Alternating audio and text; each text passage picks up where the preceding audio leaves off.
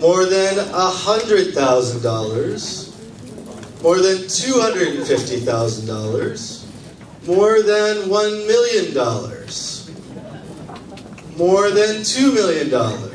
More than $5 million.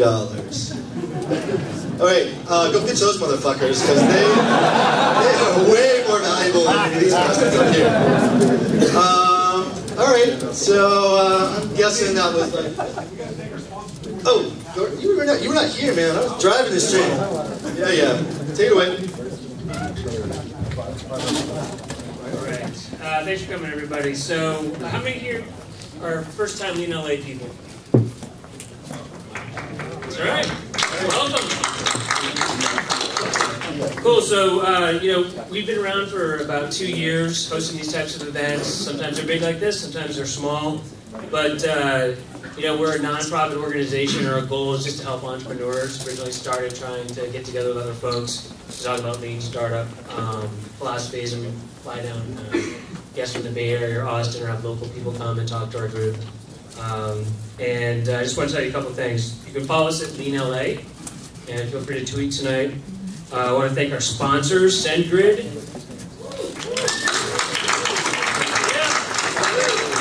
Savings.com. Yeah. Idealab.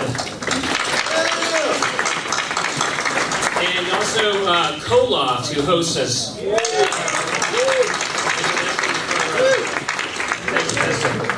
So my name's Pete, this is Patrick, and behind me is Joe. I'm going to bring them up in a second. One thing I want to let you guys know about is our next event is happening on the 29th at Coloft, and is Lane here? There's Lane Halley. She's going to be talking about Lean UX. I don't know if you guys have heard about this before, but she promises that she can help your team collaborate better and make faster decisions. So check that out. It's on the site. It hasn't been announced yet. It's going to be limited to 100 people. If it's any kind of demand like this, you better get on it quick. Patrick. Hi guys. I'm actually not going to say too much because I think Dave's a lot more entertaining than I am, although not as good looking. You're way sexier, buddy. That is true. Real quick though, I actually haven't asked of the audience, but I want you guys to do, when you guys get a chance to ask questions, I want you guys to ask real probing questions and make these gentlemen here. Fortunately, there are no women on the panel. Unfortunately, okay. And make these guys actually justify their positions. And I don't want this to be rah-rah, kumbaya. I want some honest discussion about value adds these guys bring to the LA ecosystem. They're all really good guys. They're all really smart, all successful. But let's have an honest, open discussion when David opens up the Q&A. And that's all I want to say. Thanks. All right. Okay, so ground rules. Rule number 1, we are here to help entrepreneurs in the LA area. Rule number 2, don't be fucking boring. Rule number 3, be very concise, and I suggest differentiated, but that's up to you. Be precise, if you can be, about deals that you've done, numbers in dollars and valuations. I think that will add credibility to the conversation. Be funny when possible, if you want. Audience, heckle when appropriate, don't go overboard. We will have questions and answer Q&A session probably towards the end. We'll probably have at least 15 to 30 minutes of it.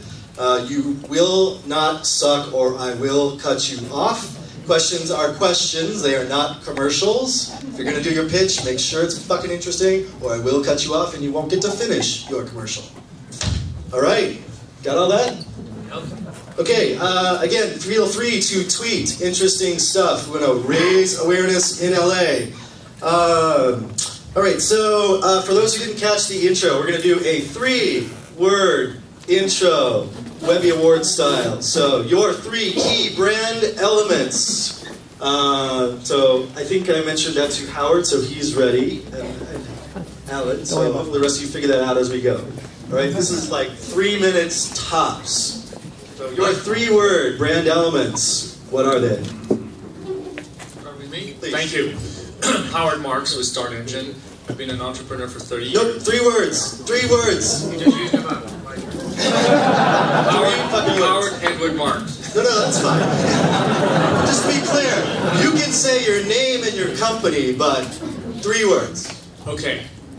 My goal is... So that's it.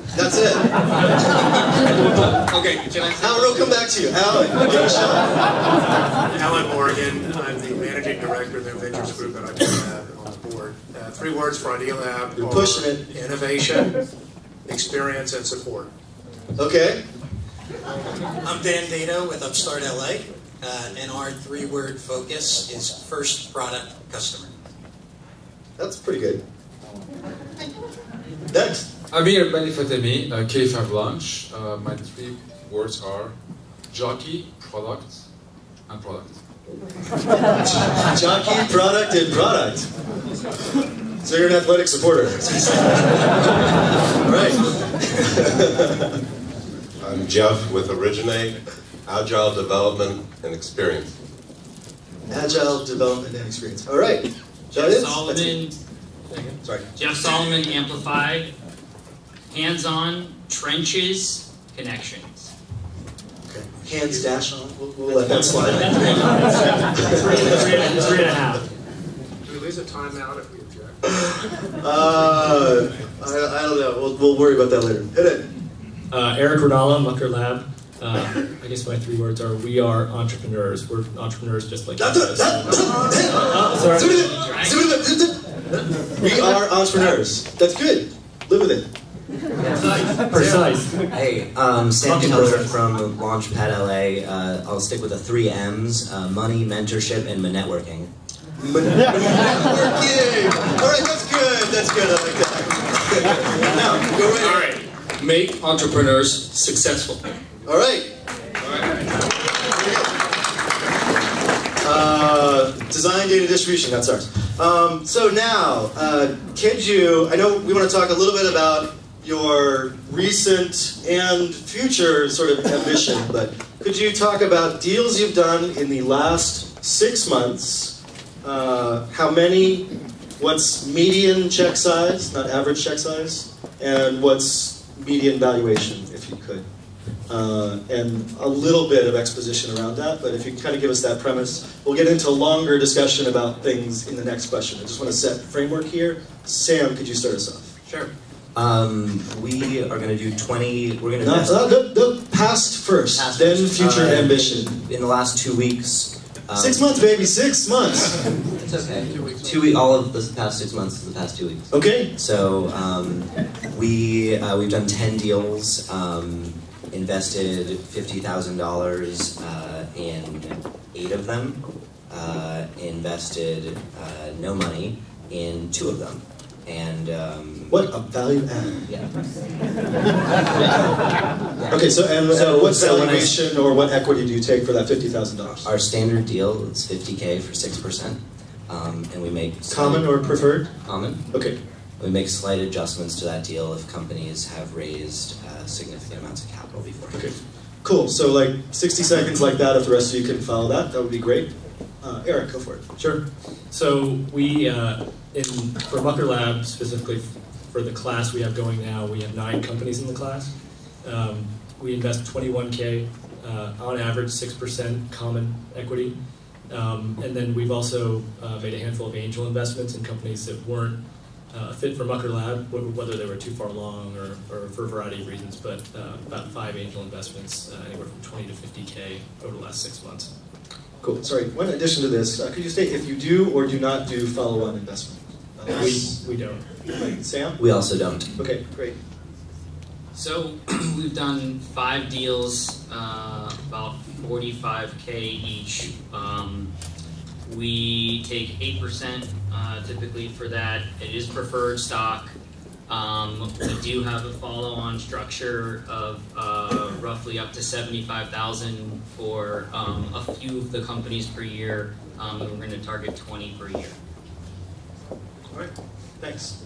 We're a little bit different in that we can invest capital, but we invest what we call venture resources. We have 70 talented developers and business executives. We've done 10 deals in the last 6 months. We've averaged probably a $300,000 investment with us paying the labor for the development and bringing products to market. The largest investment's over $1 million in one company, us paying the labor for that. And what your question is, So, valuations? Roughly, yes. Valuations have ranged from where we went in as a founder. So we were in very early with Common, and the highest valuation I think was $4 million pre-money. And what was the lowest? Or I guess I was looking for a median there, if you have a median. $1 million. Okay. Great.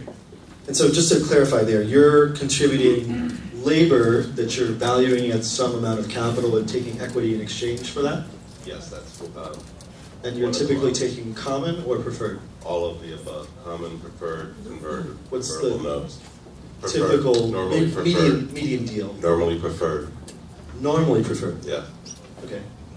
And follow-on, I guess you don't Yes. have capital? No, we can do follow-ons. We can put in additional resources or capital. And yes, we do. Okay. We do that. Cool. All right, great, thank you. So, I guess You guys should probably all restate your name and company just to make sure. I'm here, you but can't be- this I'm here is easier. K5. Got it. And as of K5, we invested into 8 companies in the last 6 months. Average percentage is 7%. Average investment is 25K. Although we have made 3 investments, more than actually average 125K in 3 other companies outside of K5. Average valuation is about 1 million, and we do take common only, no preferred, and we do allow ourselves to do follow if required. Okay, great. Dan Data with Upstart LA. So we're at a little different stage than some of the other accelerators. We're still in the startup phase, so we have not set our calendar yet. Our class that we're looking to put together is 5 to 10 companies, planned on investing $18,000 in capital for 6% common. Okay. And we don't have any plans to do follow-ons. And not to be too specific here, but you have closed a fund that you're allocating capital out of? Yeah, we have. Okay, great. Alan Morgan, Idealab. Idealab's different, 17 years old, has 3 different ways of starting companies. One is Bill Gross thinks of an idea and runs it by himself. He's from a company called Uber Media. The second is we have entrepreneurs in residence who work with Bill on ideas that they're both interested in developing. That probably takes an average of somewhere between $150,000 and $250,000 before that idea is taken out to the capital markets. Somewhere in the audience, one of our EIRs, Lee Esner, is here, so you guys can talk to him about whether that's interesting to you. The third is I and 2 colleagues run a little $2 to $2.5 million a year investment program. It's not a fund. We didn't raise a fund. It's just cash off the Idealab balance sheet. We've been doing it for about a year. We made 6 investments.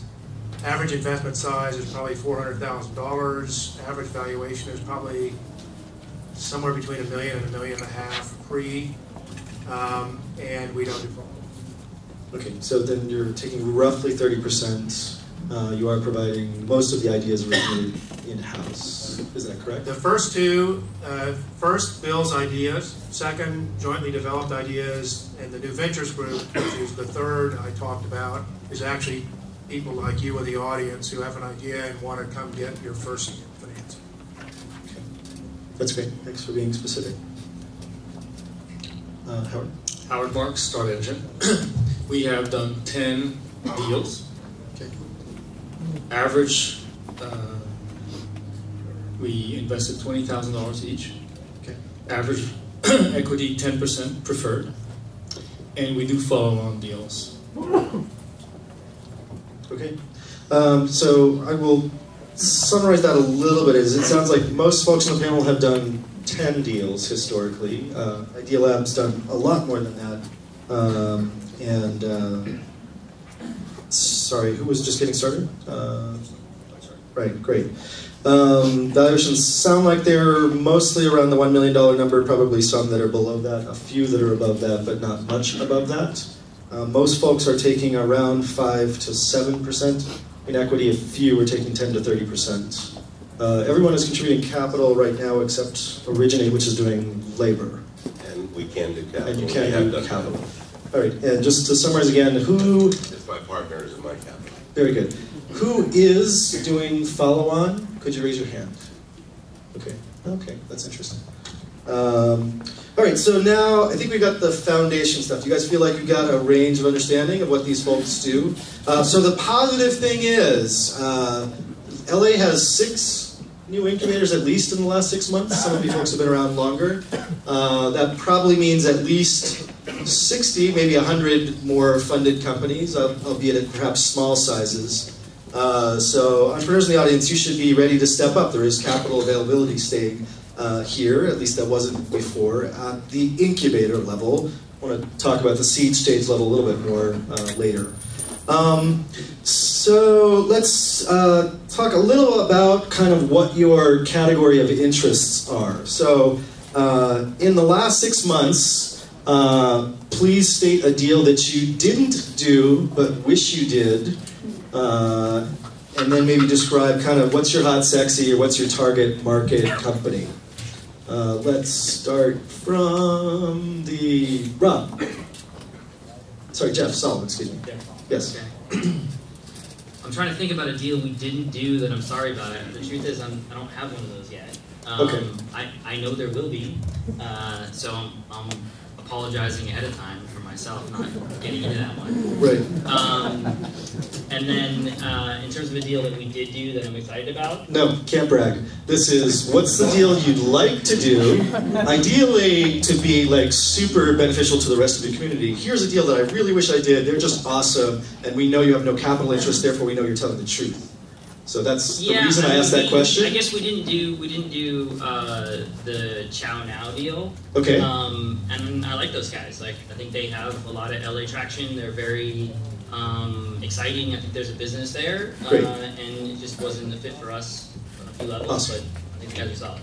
Right. So the point of this question is give some love, we know you're telling the truth, and then talk about kind of your area of interest. So do you have an area of interest that you'd like to do a deal in the next 6 months? Yeah, I mean, I think we really want to do an e-commerce entertainment play, something where we tie video to commerce. I think there's a couple that we're tracking that are in that space that are very interesting. We've seen a lot of deals that are leveraging YouTube and that kind of stuff. Okay. I think there's something spectacular there. The last 3 people answering this question will have a tough time, but Sam, deal you wish you did last 6 months? Yeah, I think a great one. I saw a grant here from Look.io, and it's kind of the same thing as Jeff. Really believe in that company. Audience, please tweet out the names of these companies using the hashtag. Especially that one. Yeah, what's the is it and tweet out Chow Now too. Yeah, no, and that's a terrific company, and yeah, we really like them. In terms of what we're looking for, I think we'd love to. I'm really interested in finding a great gaming company, social gaming, something along those lines. I think that LA is a tremendous city for that. I think that we have a ton of mentors in our network who could be. Okay, that's it. Great. Gaming is your focus there. Yeah, I know you guys may have more than one area, but this is like, if there's one thing I want to do in the next 6 months, it's blah. Eric. Last 6 months favorite. Last 6 months favorite that we aren't involved with. I'm going to go with Look.io also. Oh no, can't repeat. No repeats. You're wasting a dance card. That's my one bullet, man. I'll think of another. I can change. I'll think of another. Invested in. All right, invested in. Great. Who's doing all these hot, sexy deals in LA? Okay, sorry, go ahead. So what would you like to do next 6 months, your hot, sexy dream company? You know, I think there are a lot of folks doing video in terms of distribution via YouTube, but I think one of the issues is that it's all distribution via YouTube. So if someone can solve the problem of giving folks other ways to distribute some of that content, I think that'll be healthy for that ecosystem. So wait, you're chasing the YouTube thing. You want to do something that also does video distribution also. Well, I think one of the issues is that a lot of those folks are captive to YouTube right now, right? They have no other options. What's the problem with being YouTube's bitch? It's awesome, isn't it? Yeah, it's awesome being YouTube's bitch. But, okay, sorry, yeah, that was somewhat sarcastic. Let's a little bit sarcastic. Jump around to this side of the panel. Howard, deal that you wish you did the last 6 months. I was thinking Facebook. Let's be more specific. An LA deal that happened in the last 6 months. Okay. Well, there was two gentlemen from a company called Tap Shared that I thought were terrific. Tap Shared? Share. Tap Shared, okay. And, you know, they didn't choose to go with us or, I don't know, with any accelerator. I think they're fantastic and they represent exactly what LA needs, which are entrepreneurs who are very focused and have a lot of media experience. And the kind of deals we're looking for is what LA is best for, which we think is media, entertainment, e-commerce, and social networking. Okay, very good. Alan, we're working our way towards the center. Okay. The company I wish I had invested in but didn't is called BetterWorks. But Kissing Page ass up here. That happened way more than 6 months ago, right? He wouldn't give me 20% of the company for $250,000. Because it's worth bazillions. If there are not. Actually, that actually is one. But seriously, there have been a few, but one of them is here in the audience, and it's actually one of Jeff's companies called, I don't know what it's called now, but New Air was the name. Still called New Air. And Dave Matthews is the founder and CEO somewhere out there. Which we... Dave Matthews. Dave Matthews, but he I'll be performing back here. You got a lot more hair all of a sudden. And the things we're interested in are the same things that other people here are interested in. Digital media, consumer, internet, e-commerce, interactive entertainment, anything, especially with Idealab, having to do with search and ad optimization. Okay, great. So as we've been getting ready, we've met a lot of entrepreneurs and teams together. And one of the things that Sorry, real quick, first, like, deal you wish you did. Yeah, so they're here tonight, going to be in, and it's because of the team. So wait a second, you can't pick a deal that you're gonna do as a deal you missed in the last 6 months. This is actually one of Howard's companies. Okay, yes. Oh, the name of it is. The name of it is going to be in. The name of it is going to be in. And again, how meta is that shit? Okay. Who's on first? Yeah, and so the reason is, and our focus was never... They're here tonight, by the way, Hank Lieber. Yeah, Hank. There you go. All right. Our focus has always been about the people in the team. And they've put together a really special team with a nice history. They've worked together, a broad range of skills, hacker, hustler, great designer, and Heather Seal. And that was always the thing that's most attractive to us, is that great team. Okay. Excellent. And Mir, sorry, yes. Sure. The deal I missed in the last 6 months is called Virtual Metrics. It's a OS-level platform to manage battery consumptions across apps and network usage. And I missed it by a huge margin.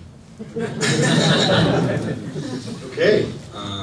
And a deal that you'd like to do in the next 6 months? What I'd like to do in the next 6 months will be either, I can say either? Yeah, sure. It's anything to do with real-time predictive technologies and big data semantics or interactive gaming. Okay, great. I'm going to plug my area of interest, which is anything to do with kids 0 to 6, moms, very clear revenue model, education focused, gamification would be nice but not required. Moms, kids, parents, family tech, all about that. Here we go. So LA, next Silicon Valley, next New York, next Detroit. And why? I'll take the first contestant who wants to jump in. Yep, hit it. I lived in all of those. I lived in Detroit, in Paris, in LA. I was born here, so I am an expert. Wait, I didn't say Paris. Europe, you said. No, I said Silicon Valley, New York. It doesn't matter, it's the same thing. Well, here my vision is, our mission is to make LA a top tech entrepreneurial city. So we're really... Dude, that's not going to happen. You got to be more specific. It will happen because of all of us. Not you, because you're not here. So you're saying Silicon Valley then? Your answer is we're going to beat Silicon Valley. No, we're not going to beat Silicon Valley. Right. We don't have any ambitions to beat So what's the angle? What's your? If I were talking to an entrepreneur, I would be talking, psychoanalyzing LA and say, what are your assets? What are your strengths? Don't try and boil a fucking ocean. What can you build on? What can you be realistically in the next 12 to 36 months? So All right, so we have more to the answer to that. Yes. Because I live in the Bay Area and spend time down here. I think the big change in LA is you now don't have to go to Silicon Valley to find people who can program in Ruby and other similar languages. And once you don't have to do that, the next level up on the Maslow's hierarchy of startups is domain expertise. And in the areas like digital media, like interactive entertainment, like e-commerce, advertising, those exist probably more in New York and LA than they do in the Bay Area. Right.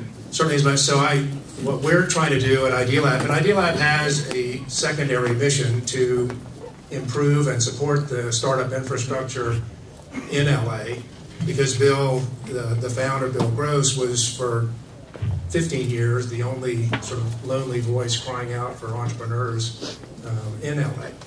So I think the competitive dynamic is play to your strengths and start businesses where the sort of creative talents in LA can be put to use. What's the role for the rest of the ecosystem there? I mean, do you guys feel like there's a role for the, shall we say, dying offline industries to play? Can they reinvent themselves? Do they provide distribution access, or are they the enemy to be destroyed? As Paul Graham so eloquently put it. Exactly, Paul Graham. So you guys should check out his article, which is really annoying in a very arrogant way, but he's pretty right on his topic. And I think LA is the one who should firing back at SOPA folks. Yeah, but LA should be the ones who reinvent LA. It should not be Silicon Valley. That's a soundbite. Somebody tweet no, that it's shit a soundbite because first of all, we have the expertise here. We have the writers, the directors, the creative people. We have a lot of benefits in LA that you don't find anywhere else in the world. And the diversity of population. How about that? We have great ethnic groups here, way more, and a bigger Asian community, Indian community. It's just an amazing group of people. And so the education, if you look at Caltech, UCLA, USC, Pomona, Cal Poly, Harvey Mudd, Irvine.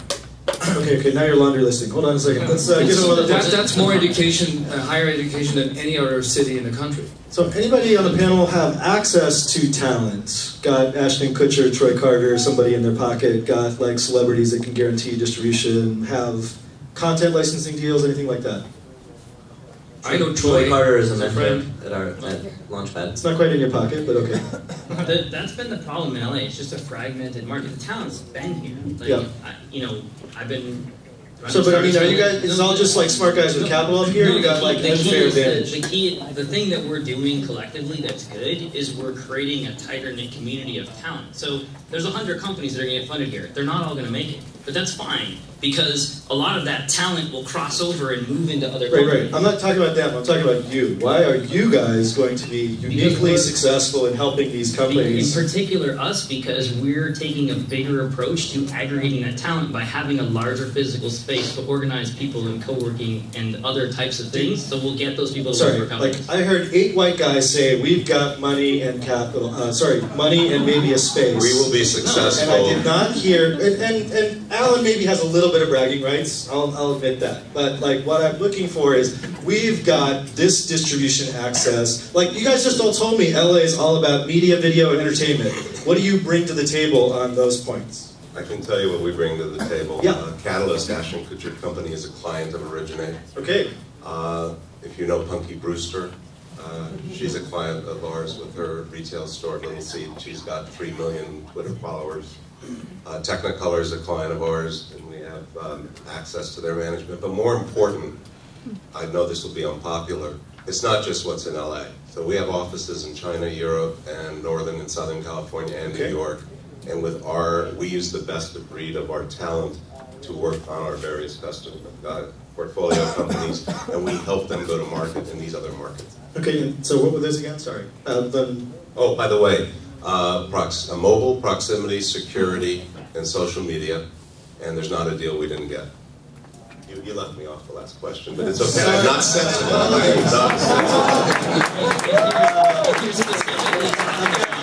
Specifically talking about connections to entertainment, we have a huge fund. Mark Burnett's in the fund. We're tied to William Morris. Like, if you want those distribution channels, Amplify is very tied to media and entertainment. Look at our investor list. That is a core focus of what we're doing. It's not the only focus, but if that's a key need, you have people in the fund that are actively looking for ways to distribute content through their entertainment channels.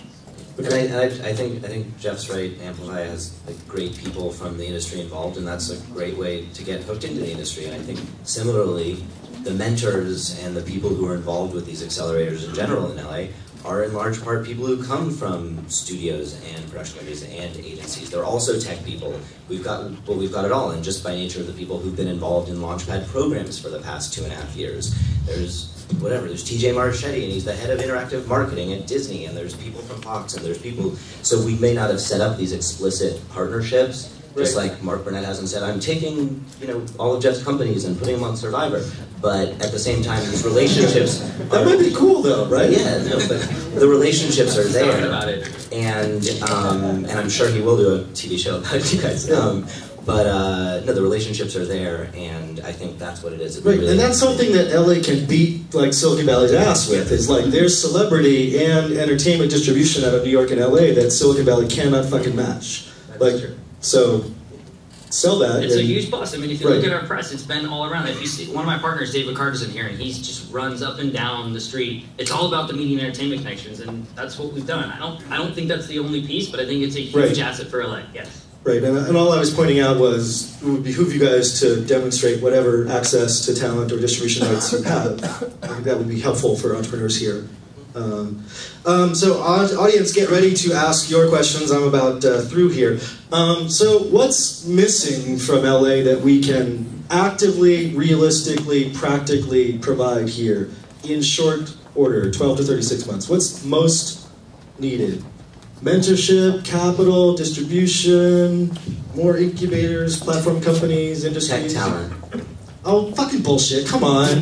That's such a tired think it is. You entrepreneurs suck. We need more tech talent down here. In a city of millions, tens of millions, I can't find any entrepreneurs worth investing in because I'm so goddamn repressive and you guys suck so bad. We have tons of tech talent down here. We've got great tech schools, but what needs to happen is the culture needs to change. We need to get the communication. Okay, I'll catch you. I'll say tech talent interested in... Let's say Rebecca, go ahead. No, I'll say tech talent interested in entrepreneurship. Look, my view is they're getting paid better from other areas? They're more exciting to work for NASA and JPL. I mean, Caltech students are being recruited primarily to... So can't we clarify for them that that's a fucking dead-end career? Yeah, so we're trying. NASA's budget is what's happening in the next 10 years. I think Sam's onto something. SpaceX is going to eat their fucking lunch if the government just doesn't kill it by themselves. So that's dead-end street. Before I was so rudely interrupted. Sorry. I think Sam's onto something, because I think I know of a number of companies who have had enough trouble hiring engineers that they've decided to relocate to the valley. So I actually do think that tech talent, I don't think it's an output problem from the schools, and I'm not familiar enough because I don't live here, but I think part of this is probably educating students in the related kind of technical fields, but I think a lot of it is having examples of success that they feel they can go to. I mean, nobody graduates from Stanford or Berkeley and thinks, God, I wonder if there are any startups here in Silicon Valley that I might go work for. Right. I don't know that you have that here yet, and it's one of the important things that, frankly, the people up here on the panel are the first sort of movers in making that happen. Platform company success, right? The community. Wait, I just want to clarify that. That was there is no Facebook in Silicon Valley that people can hang their hat on yet. Well, I think it's not just that, but I mean, Stanford and Berkeley, the entrepreneurial kind of ethos and culture is sort of built into the cultures of those institutions in a way that it's not really at Caltech, USC, and UCLA. I think they're moving in that direction, but it's not quite the same as Stanford. USC is pretty entrepreneurial. Well, all business. I mean, is there an entrepreneurship class in the engineering school? I think they're starting to do that stuff. Well, I mean, we're. That's what I'm saying. I mean, they're entrepreneurial, but I think it's a different. So you're not saying. I was at USC last. I spoke at USC last night to a joint group of engineers and business students who were brought together by a student Alden. I forget what his last name is. And it was great, but it was one of the first meetings they've done of that kind. So I think what I hear you saying is not talent, but mentorship and or role model experiences are kind of what you're talking about there? Examples. Yeah. My view is it's community. We need to build a community. And so I work a lot on this example. Yeah. Look at that. This is new. But you know, I work with USC, UCLA, and Caltech, and I'm doing mixers between MBAs and engineers. Okay. On February 22nd and March 6th, for example, and I'm putting them together to create teams because we need deal flow. All of us here need teams who are very talented, and they exist. They're out there. Culturally, they're not used to doing this, but now, because UCLA decided that they're going to become more entrepreneurial to follow a little bit of the model that Stanford is doing, right. We're going to benefit from that right here. Because they're going to put programs together. They're helping us with red carpet treatment. They're just sending us students. I mean, we got 50 people who replied within 2 weeks to come to our mixer. And these guys are looking for an engineer or looking for an MBA. So it's perfect. We match them, and then we accelerate them, and next thing you know, boom. Can I interrupt a minute? So I'm a professor at UCLA at the Anderson Graduate School of Business in the entrepreneurial program. And we do have engineering and MBA classes. And we're starting several others. We actually are being very, very aggressive in this area. We have 10 openings at Originate for top mobile developers. It is difficult to find really top talent. We are hiring and we're continuing to hire, but the challenge is... Sourcing locally or sourcing non-locally? We're actually sourcing everywhere. There's a huge shortage today of mobile developers that are with the latest languages. And I think what's missing here in LA... Seriously? Like, yes, I mean... Major shortage. Okay, but if you're hot sexy, you should be able to attract those folks, right? Top talent. Pardon? I said if you're really hot sexy, you should be able to attract those folks. Well, we're doing better and better. I mean, the challenge is we are competing with Google and Facebook and Twitter and LinkedIn and Twitter for these developers all the time. Dude, like all those companies are public or about to. I understand. So what we've done to compensate for it, yes, we have a program called Innovation Equity. Okay. 20% of the equity that we get from all of our portfolio companies that Originate is split amongst all of our developers and other people. And so we're trying to educate. So diversified pool of equity for folks who... Right, to build a portfolio rather than bank on one company. Yeah, so I agree with you. That's very interesting. I think for folks who are numerically minded. But I think there is Los Angeles is improving all the time. But but we're not, we have offices in San Francisco also, and the environment is different in the Bay Area, I hate to admit it. Right, so let's try and think solution framework, not just problem framework here, but it's not just problem, no, our solution is to try to attract the developers with a competitive salary that is creative. I think that's actually innovative. That model does work for some, but a lot of developers want to have their own thing. Like a lot of, if they're anyone entrepreneurial, they're going to want to like start their own company. So we have an entrepreneur in residence program where 20% of their time goes to their own deals, and we help invest in those. One of the challenges that we have as accelerators is that you get all these people that are just like, I want to start a business, and it's not necessarily the right team. So from the standpoint of you guys thinking about starting companies, think about who you start with and how you come with a solid team that has the right mix so that whether your idea is awesome or not, you can shift into something that's awesome. And that's hard for us because we see like a company come in and they'll have like one really good piece, but they're missing another really good piece just because they knew that guy. So if we can figure out a way to create teams out of the talent, because it's there, it's just not organized properly right now. That's what we do. We have this program called Parking Lot, where we bring in people who are missing other people. Let's say you're an MBA, you're missing an engineer, or you need a UI person, and we pair them up. Okay. And then if they like, they can come into our accelerator. We invite them in. So we are actually doing one layer above than just waiting for someone to show up and visit us and here's a complete team. We will help build the team. I'm a little bit surprised because I wouldn't have said talent was my first order issue in LA. I would have probably thought seed capital availability is one issue. There's plenty of money in Los Angeles. That's not. I mean, it's not necessarily the, doesn't mean it's talent actively itself. I mean, that's to plug you guys. That's one of the things that Coloft has done is they've created a pool that nurtures talent, and you can't just throw an engineer next to a product guy and be like, create a company. Like there has to be a synergy there, and the only way they can do that is by being together over time. Okay. And I think the spaces and the community that we develop that has those people interacting, that creates serendipity, which allows people to build companies. There is another element to that, and I'm going to plug the guy sitting next to Go-Loft here, is get a job at BetterWorks, work for Paige. I've heard you say numerous times, come work for me for 2 years and you'll be ready to start a business. You know, to be honest, I'm an investor in BetterWorks, and Paige has all the advantages. He doesn't need any help. No, but I think it's really important for our culture now. We're getting companies like BetterWorks, like Originate, and maybe some that are more developed, like TrueCar. So you're saying spend 2 years there and then go start your startup? Is that what you're saying? I'm saying that that's an important part of our ecosystem developing, is that a great startup team is going to come out of your product group at BetterWorks. That's a huge plus. If I see a company where a guy spent 2 years at one of those companies, that's an absolute plus in terms of the desired investment effort. So can I talk about a little bit like downstream after you guys have done your 25, 50, 100K deal, what happens next? Because the scene that I think was missing from New York and is still missing in Boston in a lot of cases today is the $250K to $2 million sort of round. There's probably plenty of VCs who are willing to do the $2 to $5 million Series A if you got traction. There's plenty of people now, it seems, to do the 25 to 100K starter deal. What seems to be missing is that seed round, median 500,000, maybe up to $1 million, and the people to jump in. How do we get that going, hopefully from LA investors? What's necessary in your mind? You know, I think it's all chicken and egg. And in the same way that I think it's hugely beneficial that you've got all the incubators and accelerators that have started in the last 6 months or a year, some of whom, but not all of whom, are sitting on this panel.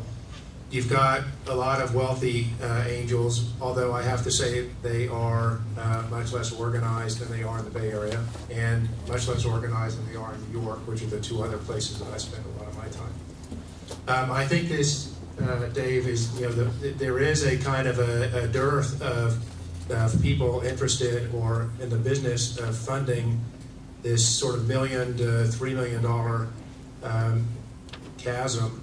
And I don't think it's going to happen overnight, because you have to have enough companies that are attractive to capital that people will go out and raise money to fund those kinds of companies. What about exits and liquidity also to fuel that investment area? Well, absolutely. I mean, it's all examples. I said it earlier. If you don't have examples of success, it's harder to imagine success.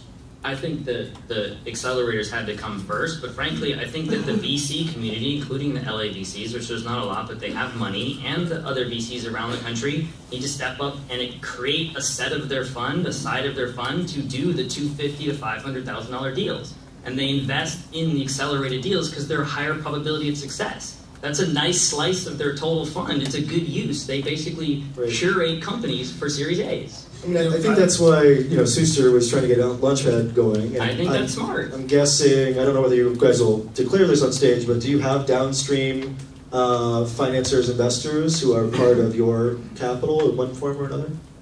You mean they will co-invest or invest alongside deals? Yeah, just, I mean, we have a number of investors who've expressed interest in participating. But there's a big difference between expressing interest and saying, I've set aside $5 million to invest in companies that come out of accelerator A, B, and C. That's what they need to do, that community. You know, my view is that the money is going to come after the talent. So there's plenty of seed funds in Silicon Valley who will come to Los Angeles to participate in the investment. So I'm not sure that the fact that we don't have as many seed funds as in San Francisco is really a big issue, because once the talent is here and the startups are showing real good progress, they will come. They'll come to our demo days and they will make investments. Are you sure about that? Because I think that there's education and awareness and marketing that's required. I think that's why we have to do that together. And right. We have to act as a team to bring down that money here once we have companies that are looking sexy, and we have to work together on that front. So what about a multi-incubator launch LA show? I don't think it makes sense to have an individual demo day. Yeah, we're talking about ganging up with a big demo day here in Los Angeles, and it makes a lot of sense, and we will do that. Yeah, we're doing a bunch of VCs from outside here to come down. Well, I'm still small. I'm sorry, well, the tickets are actually sold out, Dave. I'm sorry. What? We couldn't fit you in, the tickets are sold out. I can come down here and snatch a few deals too, you know. We got 15 deals in SoCal. But Dave, you know, you have to also not underestimate that we have tons of angels in LA. I don't believe that that's true from an active standpoint. Well, you have guys like Jarl Mohn, who's phenomenal, and he's putting tons of deals together. Okay. He's one example, but... Sorry, who is that? Jarl Mohn. Spell that. Yarls is one of our investors. Yeah, he's a great. Sorry, last name is? No. M-O-H. But he's an example of someone who is going to be extremely active in the scene as an angel, and he's one. There are hundreds of those, and you know what? They exist. Like for example, Audience, do you think that's true or not? Because I just don't know. Yes, it's true. There's a lot of money. All right. By the way, LA is not a poor city. It's I not know Detroit. that. No, but I mean, same shit out of Boston and New York, which is, New York sort of solved that recently, but I think Boston has done a terrible fucking job of like keeping talent at home because the seed investors aren't there. There's plenty of big VCs in Boston. There's plenty of talent in Boston. They've done a terrible job of like filling the gap with seed capital, and most of that talent's now out of New York, or sorry, going to New York. Right. Or I think it has to do with the community, actually. They have an amazing community in New York that they've set up for startups that Boston has not followed on. But that just happened in the last, like, 2 to 3 years. That was not the case 3 years ago. What happened? Well, I can tell you what happened. The culture in New York has changed, and now it's great. It's amazing to be in a startup, and it's actually something very desirable. I think the financial community in New York got hammered in 2008 and decided to diversify out of financial services and thought tech was sexy, and they started throwing money at startups. I think that's what happened. And then I think AngelList made Silicon Valley investors aware of New York startups, and a bunch of Silicon Valley folks started going to New York and funding deals. And I think those two things fueled a lot of shit happening in New York. And a lot of seed funds did emerge, new seed funds in New York, and accelerators, BetaWorks. There's been a lot of infrastructure built at the kind of seed and early stage. So do we think we're on that path in LA?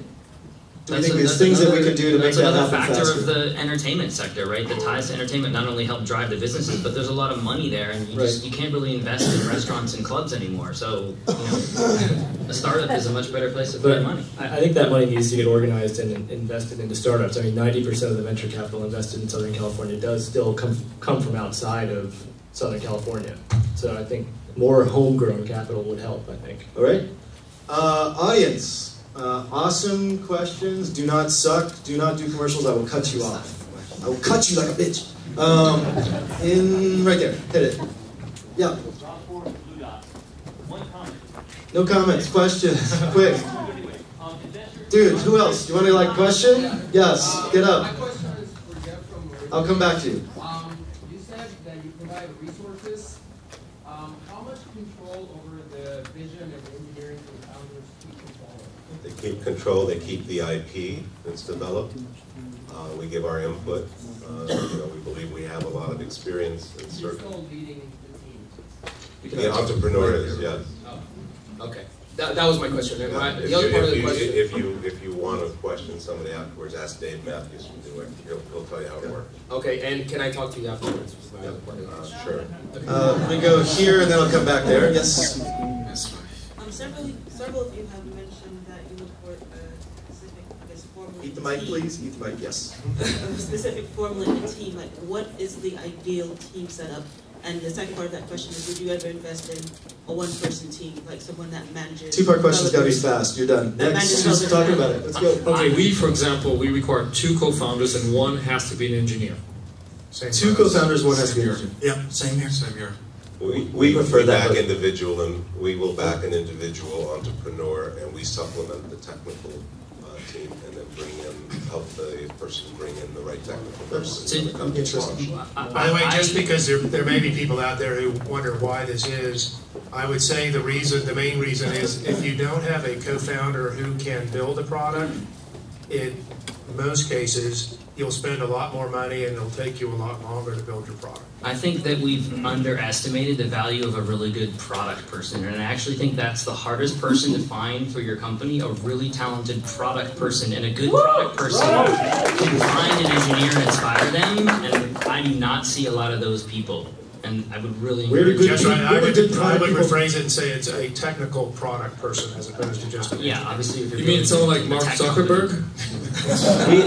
we invested in one team that's was one co-founder, Tracy Denunzio from RecycledBride.com, and we're really excited about her. But for the most part, we prefer teams with a technical co-founder. Yeah, we also have a strong preference for non-single founders and complete teams where there's at least one. Non-single founders have to be married. Exactly, that's right.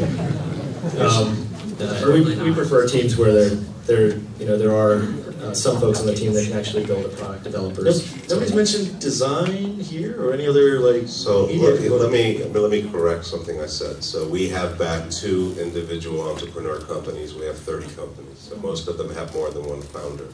But I would like to disagree with something that keeps being said here. We believe if you have the right people and teams that are cohesive, that have worked together, if you work with somebody that has a business model like ours and the resources on development, design, and the resources that are needed, we'll have your product beta tested before you hire the people. And that's the benefit that we bring, getting to market faster and seeing if you can get traction, and then we'll help you raise the money. Okay, fair enough. Other questions? Since I rudely cut this man off, I'm going to give him another shot. Steve Case's Startup America. Relevant, important, are you engaged? Good idea or bad idea? Great question. Wow. Crickets. Yeah. Well, I know, I signed up for it to see what it looks like. And I get a ton of emails. And every email says, oh, now we got our act together, you should come for the pitch online version 2, 3, and 4. And you know what it is? I think BetterWorks is a better company than that one, because you know what, they're just a bunch of ads. To me, it's very annoying for an entrepreneur to just see you get discount 10%, 20%. That's not interesting. What they need is mentoring. They need mentoring, support, community, and capital. How about, let's broaden the question to say, do you guys value the input of government, whether it's federal, municipal, or whatever? What other participants do you think are helpful that aren't capital? Cutting red tape. Cutting red tape. Yeah, reducing taxes, tax burdens on startups, things like that are definitely beneficial. I mean, philosophically, that program is good. I think, in general, for the country to get behind entrepreneurship is a very good thing. I don't know if they know how to do that, but I think it's something that it speaks well to the community at large. We are trying to build. Yeah, I just want to get them to make immigration laws easier. That's the only thing I really want them to do. Yeah, I mean, I think there are very few things right now that I've seen federal, state, or local do to help startups. I mean, I think startup visa would be great. I think there are a lot of things they could do, but right now, I mean, the sentiment behind Startup America I think is nice, but I don't know that there's too much concrete actually happening. Right. Okay. And I think rather than programs, what we saw in New York, where Bloomberg raised the level of awareness, I mean, that's what our government can do. They have a giant soapbox that they're on. So we want to get this message out and build the culture. But funding, it may be kind of a soft addition to these answers, but I think what the White House is doing in terms of partnerships with Code Academy and just the technology that they're using to stream events and doing stuff like that, at least from a marketing perspective, is putting technology more front. Code Academy is going to help the government a lot more than the government's going to help Code Academy. Question in the back. Hi, Raman Basani. Health-related startups. A lot of cities, Boston, New York, San Francisco, have health incubators. Is there anything like that here? Well, we're doing it. We have one of our startups that is in health, which is it's a cloud-based system called SandalBay, and what it is to help people who have wireless devices get the data into the cloud and add application value to it. But I believe it's strong because UCLA has an amazing medical school, and we need to pair these students up with engineers, and next thing you'll know, we'll have one of the best medical startup community. So that sounds like a realistic proposition that could be done. I mean, still work to be done there, but that sounds differentiated. This side of the room, how about, right. Dave, how are some of the deal terms here compared to what we see up in the Bay Area in terms of medium deal size and valuations? So you're asking me? I'm asking you because you're in the Bay Area. So what we're hearing here in LA? I think those terms are pretty comparable, at least to YC Techstars deals. We're doing deals, our incubators, $50,000 at $1 million valuation, 5% common. We ask for an option for $100K capped at $5 million on follow-on financing. A few other differences, but that's it. We will, if you've raised capital from other people, we'll do 50-50, our deal terms, your deal terms. But I think the panel's in the right range. We didn't talk so much about seed round valuation. I know some of you do that. Are you talking about legal structure terms as well? Yeah, okay. Anybody want to sort of talk about their legal structure, that you're doing something innovative or different or interesting? sounds like most people are doing common. Anti-dilution privileges up to a certain amount or not? Yes, some, not others. Right, so just for the audience, what that means is typically, and we do this too, which is common stock, but can't dilute until you've raised X amount of dollars. In our case, it would be $1 million. So we'd be able to maintain that 5%, even if you're raising from other people. Without putting more money in? Don't think so. Yes, that's correct. I mean, that's preferred. It's well, just like laws. Right. Yeah. It is. I mean, that's exactly. The thing about It's for exactly. entrepreneurs out there, like, Yeah, okay, there's sorry. so many levers. Next, It's next question. I don't fucking know. Jesus, I have no idea right now. You got the mic, hit it. Go. So it seems pretty clear that LA is sort of staking a claim, as it makes sense to do in the area of sort of entertainment and media and leveraging content. And, you know, as Dave pointed out, if we want to sort of compete, we're not going to be Silicon Valley, so you need to sort of find your niche. For companies in LA that aren't in that space, that aren't content or entertainment or media, what is the reason, other than just like repping your hood, to stay in LA? Should companies like that head up to Silicon Valley, or why stay in LA? Well, first because you love LA. Exactly. You know what? It's true, because if you want to live in LA, you should love LA. And this whole idea that you have to move to Silicon Valley, which is cold and cold and rainy. Have you looked outside today? But you know what? We have sunshine, and we get the benefit. What does your company do? Because I think so the weather's awesome, so move to San Diego. There's a risk that when we have used these words, digital media, consumer internet, that it may be too narrow. I don't think you want to start a semiconductor company in LA. Right. There are probably biotech companies that you shouldn't start here. We're happy to look at healthcare IT for sure. So what is your company? Free pitch, keep it quick. Yeah. So what domain is your company? So we help brick and mortar businesses with customer retention, specifically attendance type businesses like yoga studios, Pilates, spinning, dance, like that. We help their customers come to class more often, and it leads to higher customer retention. I think that's a perfect business to start in LA. Yeah. It's also just the opportunity to say which company. What's the company? It's called Tandem. Tandem, all right. It's also just a cool time. It's a cool time to be in LA right now, because a lot of stuff is just happening here. Like, yeah, you go to San Francisco, but it's kind of happened. It's a fun time to be here, so be part of that wave. All right. Question here, Patrick? And I'll try and grab one there and then there. Sorry, yeah, okay. We've seen some big companies, hypothetically, recently Walmart, for example, creating like an incubator or a fund. Is there any talk or momentum in the studios or other large institutions in LA about doing something tech-related rather than just, you know, film finance? Industry vertical funds or incubators? So Is that the question? we've been talking about media and content. Is there any tech investing momentum within the studios or other large LA companies? Yeah, you have Steamboat, which is part of Disney. And then also Warner has also a fund. So I'd say most of the studios have some money out there, and they are not necessarily the lead investor. They follow other lead investors, and they put money in deals. Is there any likelihood of them filling that tranche we were talking about of the 250 to 2.5 million? Probably unlikely at the moment, but they could be educated. So if you go and talk to them about the need and see if they start getting interested in it, it's possible. I know that Steamboat put together a seed fund. So the answer is probably yes, but you have to go and see them. Yeah, they'll again. You gave a big range on the money raised. So I mean, Steamboat and some of these other what we call corporate or VCs, they'll do $2.5 million, $1.5 million. I mean, doing sub 500,000 is tough for them. It's not a lot. I mean, let's face it, there aren't a ton. The ideas being explored. Disney, Marty Edkowitz at ABC Disney is kind of charged with this, but it's not.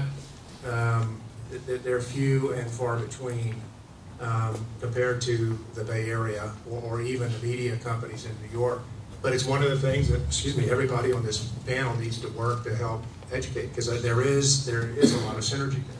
I think they're examples of entertainment businesses getting involved, maybe not directly through cutting checks. I mean, although I guess did WME invest in Amplify, or are they supporting? No, not directly. Okay, but there's people from people from there are supporting. I know that UTA has a burgeoning digital department, the social media agent, whatever that means, and with they're really working actively to actually start partnering with tech startups to help them achieve big biz dev deals. I know they've actually helped certain tech startups fundraise and taken some small commission on that. CAA is obviously striking bigger deals, but the community is looking for ways to put money to work, and one of our portfolio companies, who's here today, Get Bonkers, got a joint venture with Endemol. They have a fund of about $1 million that they put into small projects, $50,000 to $75,000, and it's a JV kind of thing, but they just want to put money to work. Yeah, and I think all the students are trying to figure out what they want to do in terms of tech and startups. I don't think they know exactly, but a lot of them are thinking about it, talking to folks, trying to figure it out. So what about the other end of that funnel, which is, are they active in acquiring companies? Like who's acquiring, startups and deals in LA that help their businesses? Anyone? Well, Disney just bought Playdom. Yeah. Disney has overwhelmingly been the most active. Right. Anybody I'd say every else? studio is active. I mean, you hear deals all the time, but Playdom was one of the largest ones recently. I mean, so if you were to wishfully think someone could be more active, who would that be? I would say, for example, Warner. They are very active in games right now. They should be acquiring different game developers. The game studios in general. Okay. Do you guys think the acquirers are not in LA? I was going to say something that I've held back a little bit, because there's another source of money that we've not talked about, and again, maybe it's unpopular, but 2 of our portfolio companies received their follow-on rounds from international companies, one in Europe and one in Asia. And the money doesn't necessarily need to come from LA. I mean, there are other sources if there's strategic money. I think if you're looking for distribution deals into Asia, Europe, maybe even South America, there are corporate strategics and other channels for capital there that I think isn't valuation sensitive. That's right. So you'll get more from a strategic. And can I say one other thing to the guy, which he doesn't need to move. If any of you have a good idea and you have a strong team, you don't need to move out of LA to get money. If you have a poor idea and you think you're going to move to San Francisco and get money, you're fooling yourself. Wow, that's baller. That was baller. Right out here, who has the mic? I'm Brian Martinez from Demo Lesson. Only one of you mentioned wanting to invest in an education startup coming up, so I wanted to know how the rest of the panel felt about investing in education, and what does it take to make an education startup, quote unquote, sexy in your eyes? Anybody psyched about education? I like education a lot. Not only that category, you talked about the young kids, but I think just in general, high school education, things in that arena, I really am excited about personally, aside from the fund. I just think it's a great category. And as I told you when we sat down, figure out a way to get to cash flow, right? Show that you can actually build a model that generates money, and then you can go out and scale that. And you're going to need to do that. I think one of the trickiest things, because I think we're all excited about education, it's kind of at the heart of an accelerator, is helping to educate the market. But education businesses that are focused on driving their revenue from school boards and teachers and things like that, and I'm a little familiar with what your business is, that's a tough market. You're really trying to squeeze blood from a stone, but there are tons of professional adult education, or even direct, as Dave was talking about, when you start going direct to families, and how do you deliver education and gaming to 0 to 6 and 7 to 12, and what have you. Those opportunities are really exciting. You would look at, for example, Blackboard was sold for nearly $2 billion. It's in education, so I'd say go for it. There's a lot of opportunity. I'll just get in. We're working with a terrific music education company called Chromatic. They've had a lot of success in. The Dave's an investor in, and they've had a lot of success reaching out to universities, building up a really big wait list, demonstrating the interest in the product, simultaneously doing business development actually with media companies that involve music here to get their product in the hands of a ton of people before they actually launch it publicly. Any interest in a clean web company? Clean as in clean tech, or clean? It's clean tech. People often think of that with a lot of investment in new technology. but this is a web-based platform to promote a movement towards Gotta get there quick. Get there quicker. Okay, so clean and web. I think it's an interesting area. We have a company that we're incubating at Idealab that is doing something in that area. There is a little, I don't know that it's a strong trend, but there is a little bit of a trend across the country with states passing laws to allow what in the cell phone space you would think of as an MVNO, so a company that's can be formed to buy electricity off the grid and put value-added services on top of that and sell directly to consumers. So you don't have to buy your power from PG&E or I don't know who it is down here. Coming over here and then here and then let's try. Yeah, go ahead. Right there. You got it. Okay, I have a question for the collective, because one of our pains is we don't know how to get with each other to find biz dev with tech partners, etc. Would you be interested in working as a collective to create events that do, like your parking lot, partner speed dating, more powerful, cooperative, big opportunities for us to find each other? Am I right that this is a big pain that we share? Yeah, absolutely. So, as I mentioned, we're doing one with UCLA, one with USC, one with Cal As a collective. Yeah, and now we're going to learn from doing that, and we would love to get together with these guys and put together a big event. Why not? I mean, we're all about building community. So if those guys get together with us, we'll have a bigger event, and it's better for everybody. Yeah, there's also there's an organization in San Francisco called there's a group in San Francisco called Founder Dating that's expanding to other cities, LA included. So, and we're supportive of that, and we're being helpful with that. So, yeah, not that kind of dating.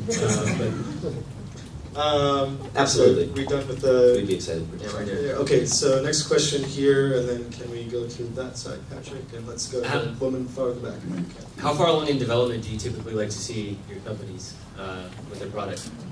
Well, in our case, we will take someone who just has a concept on paper, or someone who has already spent 6 months to a year working on it. We don't discriminate. We think that if we can be helpful to an entrepreneur, we would like to bring them into our program. We discriminate against paper.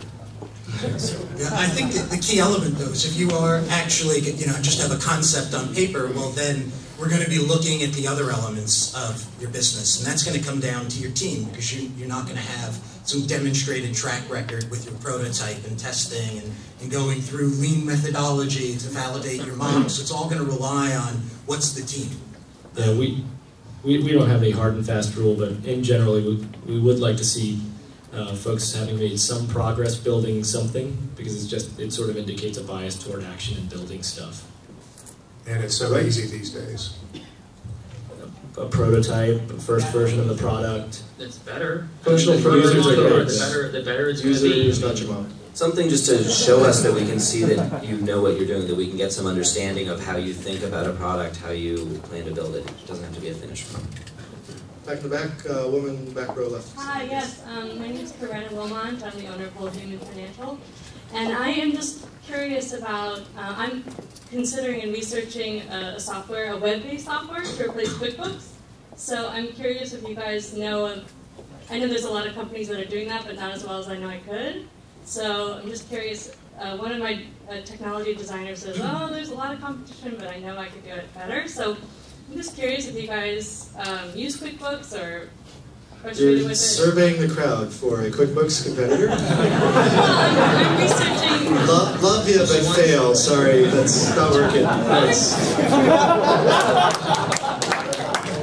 I just wanted to ask Alan and Jeff, like a follow-up on the last question. So, how far along do you have to be with, starting a company and developing your concept, figuring it out, and what's the best way to approach you about raising capital?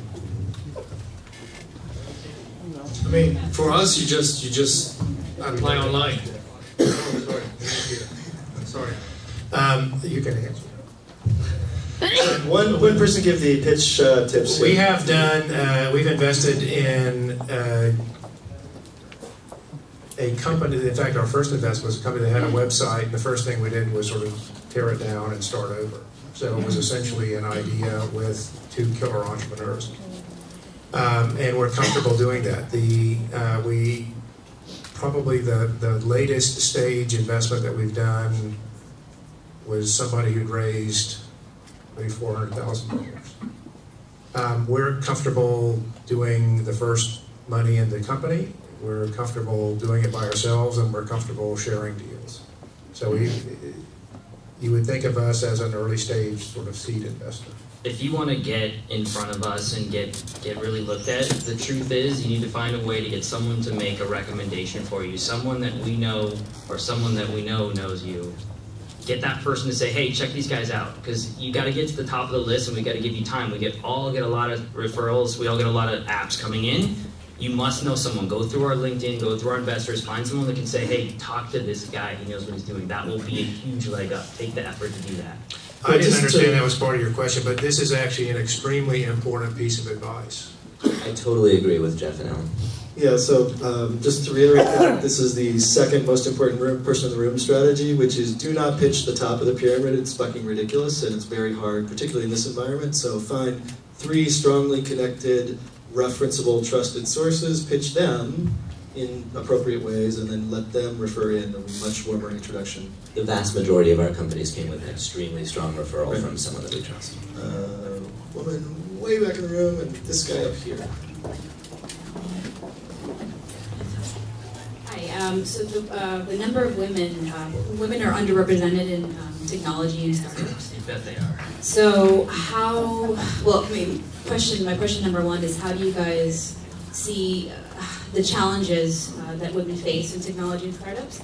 Number 2, do you guys feel that female mentorship is an important part of your particular incubator or accelerator?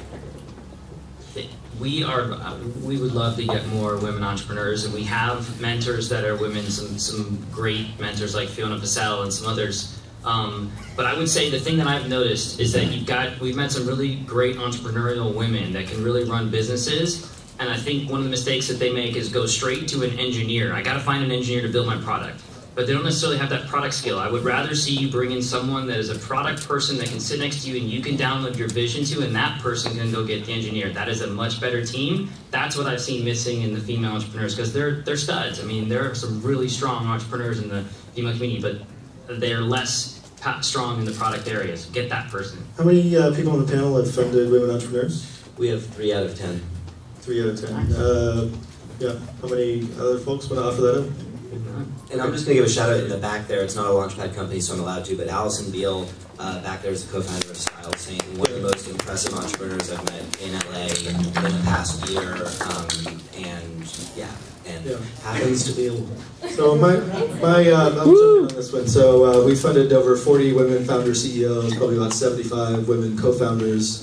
It's a numbers game. It's Title IX, which is you need to fund examples. Those examples need to be successful. Other women need to see those examples and then see themselves in those examples. It takes a little time, it takes money, and probably you need to invest ahead of the curve. But there are definitely talented women out there. Rashmi Sinha at SlideShare, Victoria Ransom at Wildfire Interactive, Leah Buskey at TaskRabbit. Like, there's plenty of examples.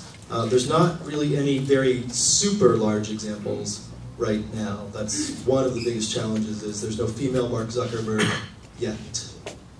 Hopefully that happens soon. Question, I'm not sure who has the mic. I have the mic. All right.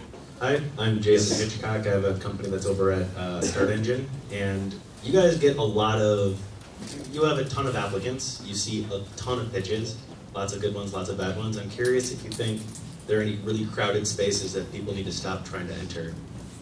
In terms of I have one model which I saw probably 7 or 8 pitches of, which was an app to help you meet people near you that share your interests. Social discovery. I've had 2 people that pitched me that app today. Someone's going to win that category, but I just don't want to bet on everyone else. And I concur that that's been the most common area that we've seen applicants. How do I find events, social events? How do I plan my calendar? It's yeah, I mean, I think there are waves of these things when something hits, right? So there's an Airbnb for everything, there's a Pinterest for everything, there are a lot of different things, and I think those aren't necessarily bad ideas, but I think derivative ideas can be great, but they can also be crowded markets. So I would just think hard about those. So I think the challenge, or one that I hear too much, is just like there's no customer problem focus. It's all about like sort of X for Y. Like I fully admit and will even recommend use X for Y to sort of be shorthand about explaining your product, but clear customer problem solution framework, ideally with revenue model baked in, makes it much easier for us to kind of warm up, at least for me. Well, what we see is that there's a lot of scratch my itch, as opposed to like domain expertise, where you understand the problem. And so you see a lot of, hey, I can't find what my friends are doing on Friday night, so I'm going to develop an app for that. There's an app, that's a fun project, but there's no business. You need to have the domain expertise to be able to say, here's the real customer problem I'm solving, or acquire it. It is acquiring. So completely unsexy business we funded was Farmer-On, guy in Croatia, kid's dad is a farmer, building like mobile and web SaaS businesses for small business farms, 100 million small business farms around the world. Another one I didn't fund in Russia, this guy was doing a marketplace for matching truckers and pallets. And I was like, that sounds like an awesome fucking business that people will pay money for. It's a solvable solution. Like, I was like, I wish I could fund that shit. Question, next one. You already asked one, didn't you? Yeah. Here, sorry, go ahead, yeah. How would you guys compare today's incubator with the incubator in the late 1990s? Alan?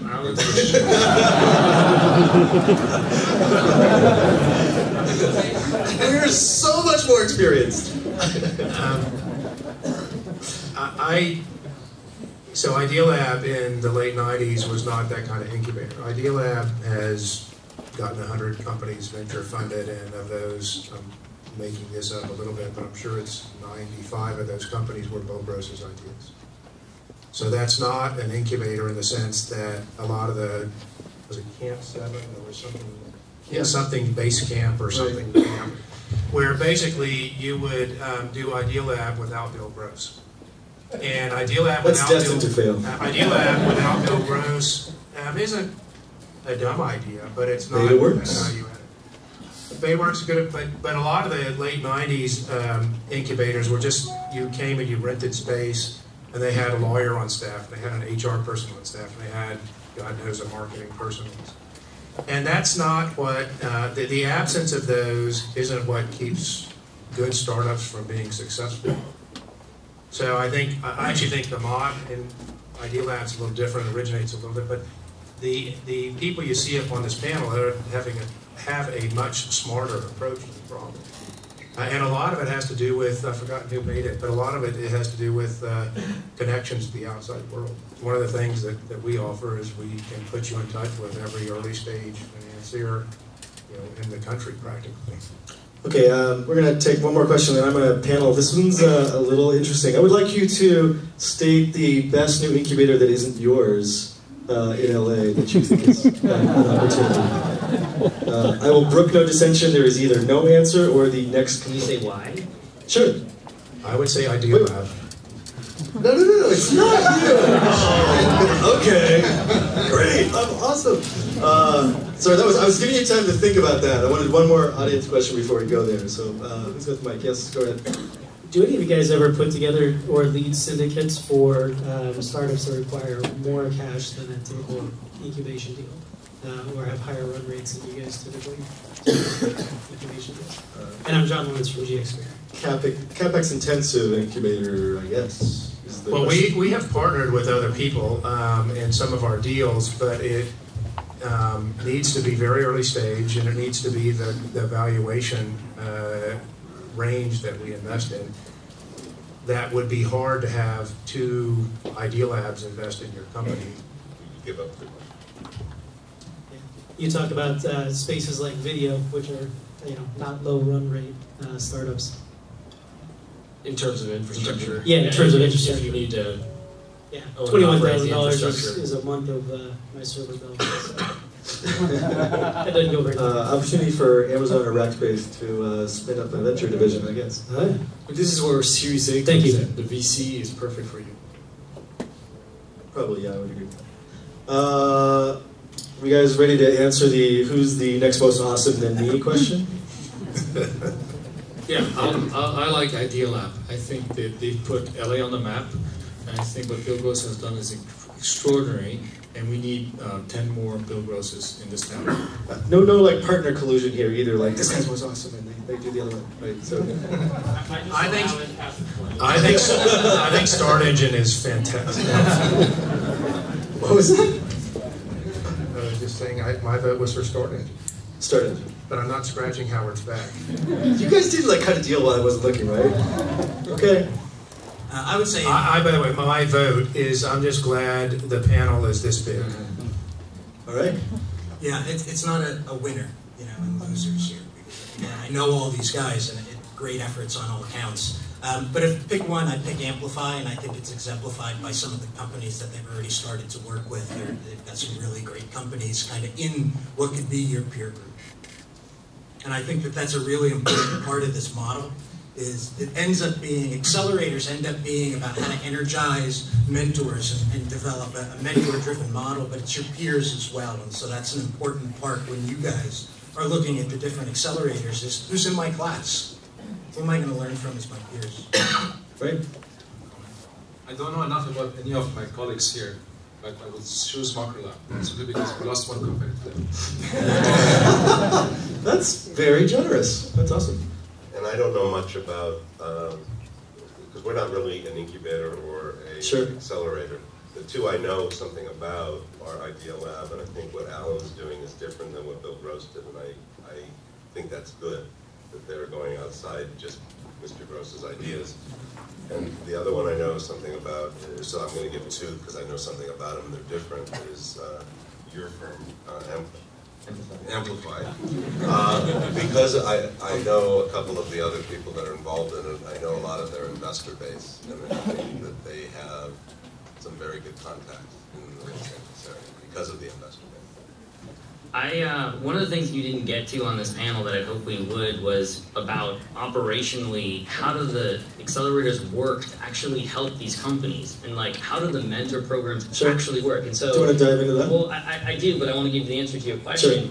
So not knowing how those work, it's very hard to decide. So I would decide based on one criteria, which I think is a factor, which is economics. I think Start Engine has an interesting economic model where they're going to quickly identify winners and losers, and the losers are okay because they'll move in, there'll be a recruiting opportunity. So I'm interested in the velocity that you're going with. I don't know how you're going to help companies exactly, but I like that concept, and it's very different than how we're approaching it. Okay.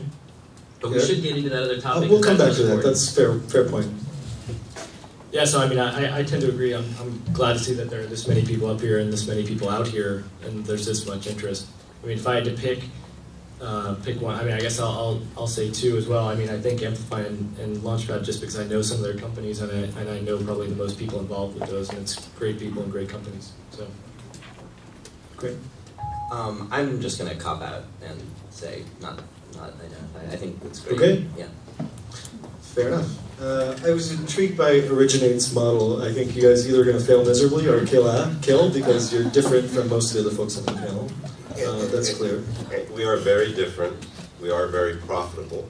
Okay. Because we also enhance all the equity deals we do. We do have some cash paying customers that pay the salaries of these 70 people. Right. You're taking a big chunk, so you definitely have more to prove, but it's interesting. I didn't say what chunk we took. I thought you said 10 to 30% was more the sweet story. It's as low as 2 or 3 and as much as 100. If it's our idea. Because we have some of our own companies. More than 7 to 10. But there are companies. There are companies. Dude, I was giving you praise. I just said you have more to prove because you take more equity. That's all I was saying.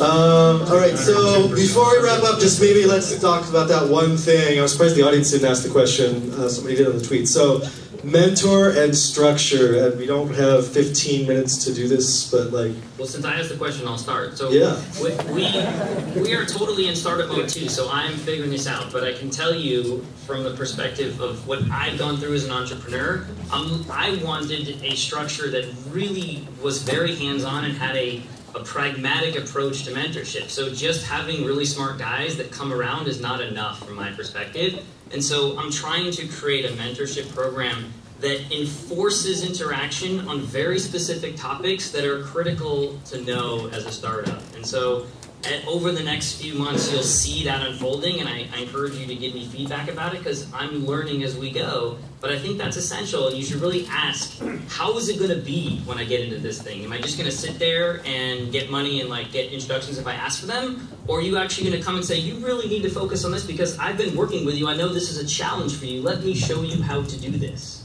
And I think that's very difficult for us to achieve, but very important for us to focus on. Well, for us, we have about 90 mentors who are all tech CEOs and CTOs, and we're not looking for mentors to be investors or financiers, because we think that the most important thing for the entrepreneurs is to get good advice from people who've done it before, and that's what we see mentorship being. So some of our startups have more than one mentor. They can have 3 mentors. Some of them have 1, and the role of the mentor is really to inspire them, help them through with their strategy, give them connections, open doors. It's really a lot of work. But you know, Start Engine will do also some of it, but we think that the mentors will be critical to the success of those startups. We may be slightly different because we'll do maybe 4 deals in the new venture group this year, and we probably will do somewhere between 4 and 5 deals where we bring in entrepreneurs and residents. So the number of deals that we do is much smaller. Idealab, being 17 years old, has an enormous network, and it applies it to those companies. Yep. Yeah. You guys want to jump on the question? Well, I mean, our approach is similar to what Jeff was talking about in terms of, I think, a hands-on approach kind of overlaid with some educational element here, that there is some structure to it. It's not about assigning people, it's about developing relationships, because that's a big piece of the value that mentors bring, is their ability to share their relationships. So that comes from you building a relationship with them.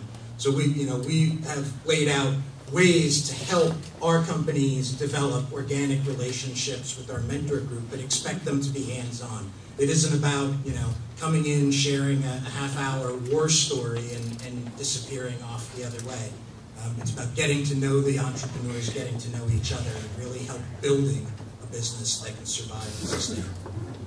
I think out of necessity, we really take a bespoke approach to mentorship. We have companies we have a company that's 1 person, we have a company that's 6 people and has raised significant capital, and we have everything in between. And so when I'm interviewing companies for Launchpad, when companies, these last couple weeks since we've started our program, we're sitting there and asking them, what do you think you need? At the same time, we're doing what Jeff said and observing and saying, okay, these are the things we think you need. And reaching out to our network of mentors who've expressed interest in forming hands-on relationships with these companies, to bring them in and not assign them to companies and force relationships on people necessarily, but to facilitate those opportunities. And the responsibility then becomes on the company ultimately, though, to reach out and engage that person that that we set up with as a mentor and say, I really want you to do this. We're not. We're a dating service, I guess, initially, and the team at our core, we do have a team that will continue to work hands-on with everyone across the board. But as far as the outside mentors, we'll bring them in for each company specifically. Our approach is, of course, different again. We actually put people inside companies with different skill sets that the companies need. So we have companies that come in with just an idea. And then we have 1 portfolio company that is $60 million in revenue that's still private.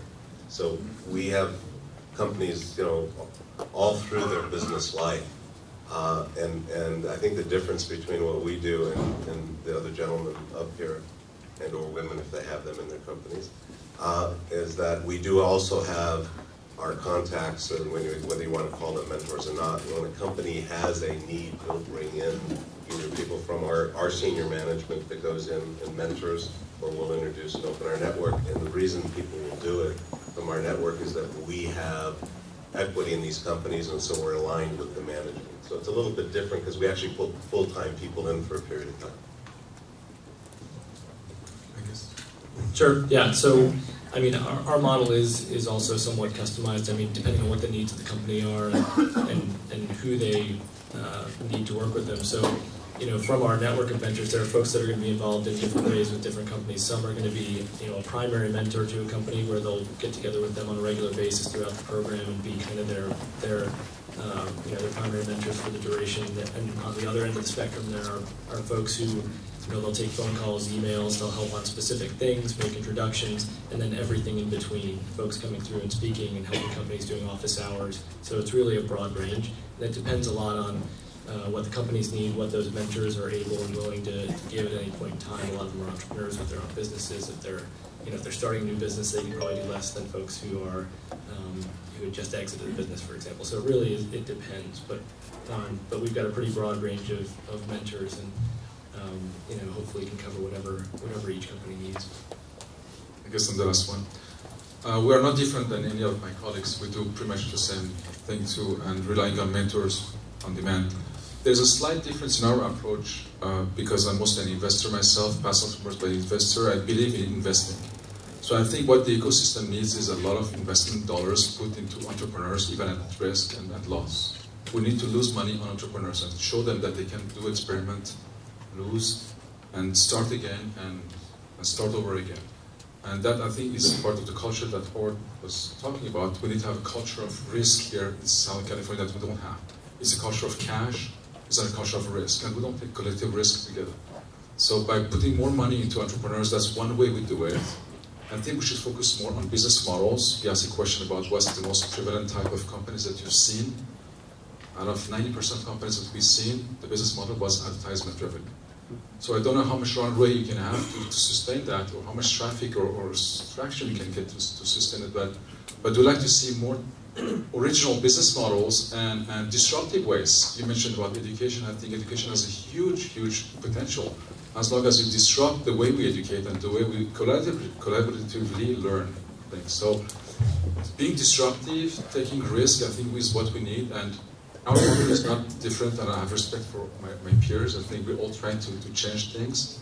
But I would say that our specificity is mostly on investing money very early on entrepreneurs, and we're focusing on jockey and the product and making sure that you make the mistake and you keep going. Because we need the entrepreneurship to move on. And it's not easy to be an entrepreneur. It's a very hard life, and we try to understand that and humbly try to be with you. So here's to the man in the arena, or the woman in the arena. By the way, I think there's a clear opportunity for a woman and or person of color to run an incubator in LA. Immediately differentiated. $20, you're in business. I would like to profusely thank the panel for enduring my